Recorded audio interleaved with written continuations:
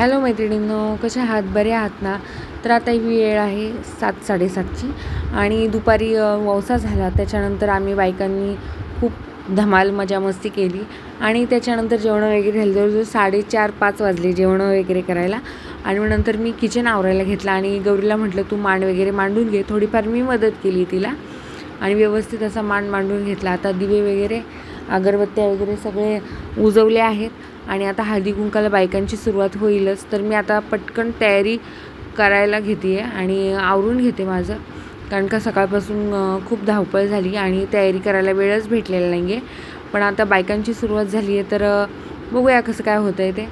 आणि नंतर मग आहे ना पाहुण्यांची सुरुवात पण होईल. जसं की या दिवशी भरपूर पाहुणे येतात वंशाच्या दिवशी पाया पडायला, दर्शन घ्यायला. त्याच्यामुळं मग हा दिवस आहे ना अजिबात बसायला पण मिळत नाही, आराम पण नसतो, काही नसतो.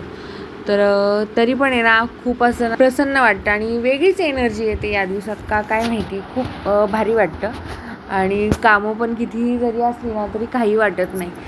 आपण जे डेकोरेशन करतो, जी आपण मेहनत घेतो ना, ते असं आहे ना कुणी कौतुक केलं ना की खूप भारी वाटतं. आणि सगळेजण जसं आहे की हळदी कुंकाला बायकांची सुरुवात झालीच होती, तर सगळ्या बायका आहेत ना डेकोरेशनचं खूप कौतुक करत होत्या. गौरीचं पण आणि आपल्या बाप्पाचं पण खूप कौतुक करत होत्या. तर खूप भारी वाटलं त्यांचं ते शब्द ऐकून.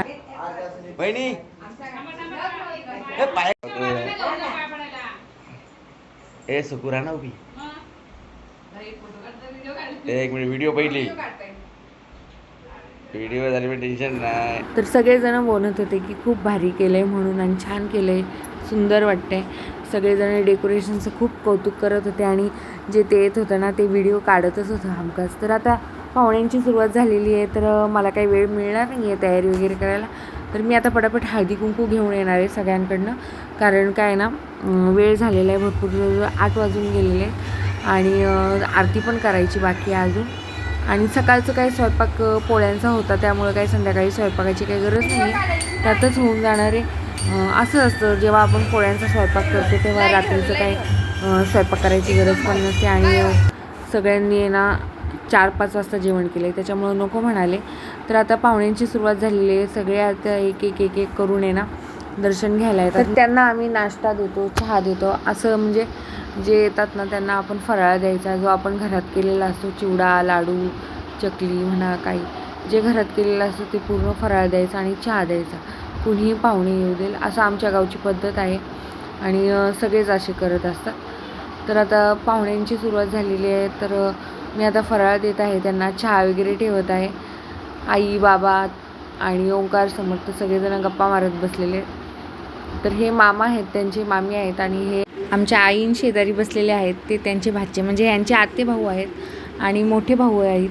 आणि त्यांनी पण खूप कौतुक केलं, मुलांना पण खूप भारी बोलले की भारी डेकोरेशन केले म्हणून, एवढ्या थोड्या वेळात एवढं भारी डेकोरेशन केले म्हणून असे बोलले. तर आता रात्रीची 12ची वेळ आहे आणि 12 वाजता आम्ही गौरची पाठवणी करतो. ते तुम्हाला दाखवणारच आम्ही गौरची कशी पाठवणी करतो ते, आणि तुम्हाला पण बघून खूप आनंद वाटेल की आमच्या इकडे कशी पाठवणी करतात गौरची. आणि ना खूप असं वाईट वाटतं, आता उद्याचा दिवसच म्हणजे आजची रात्र, उद्या तर आपले बाप्पा जाणार आपल्या गावी. तर चला मग तुम्हाला दाखवते आमची पद्धत.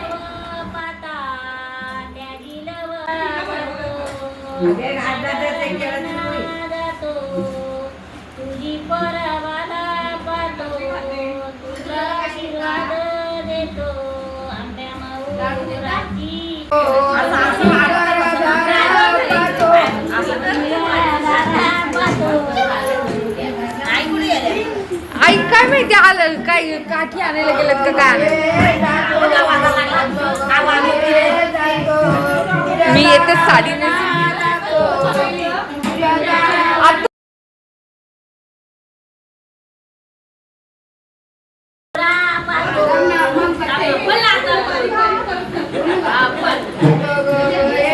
गौरी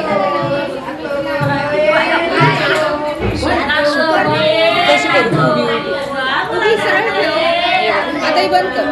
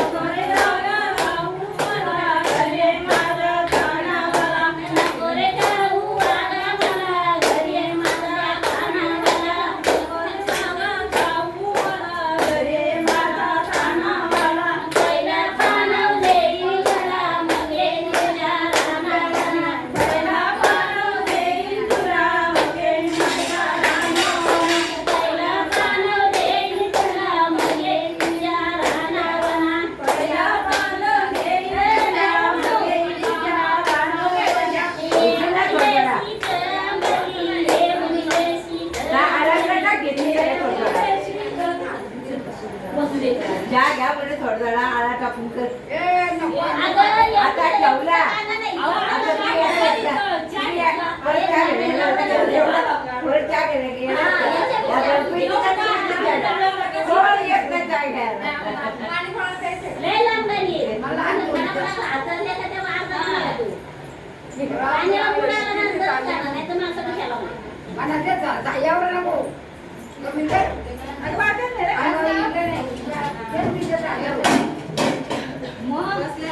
चला आपल्या घरी जाऊ द्या हे असं काय झालं बा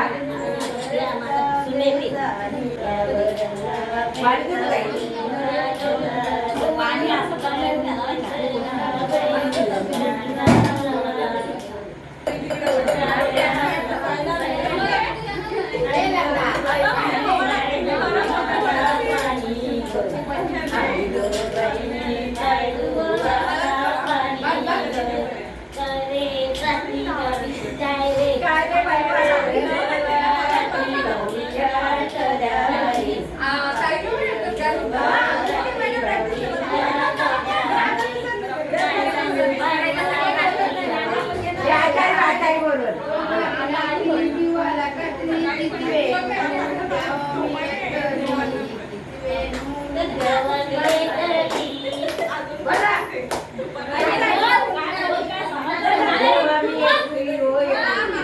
भावाची बहीण साधन भावाची बहीण दाखवली मी शिवला गाणं येऊ साधन भावाची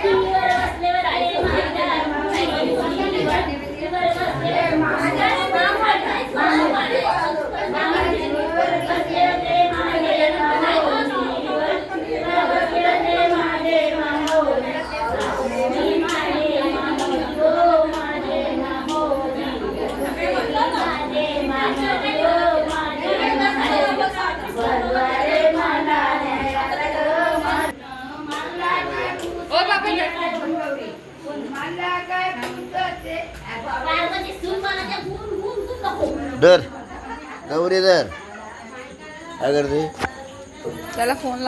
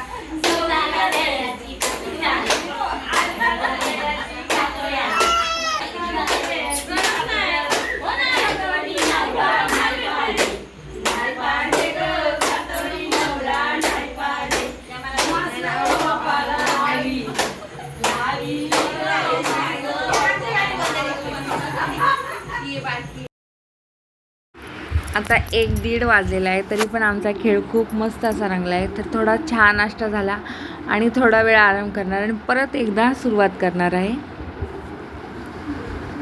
आणि खूप मजा येते.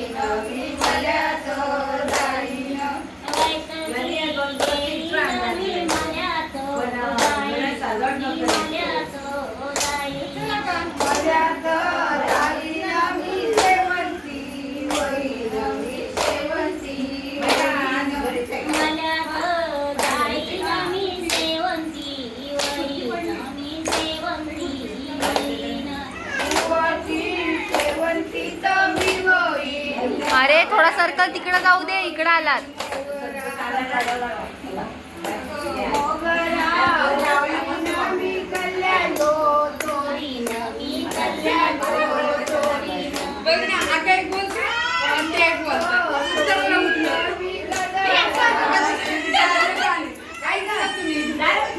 तर चला मी माझ्या व्हिडिओला इथेच एंड करणार आहे.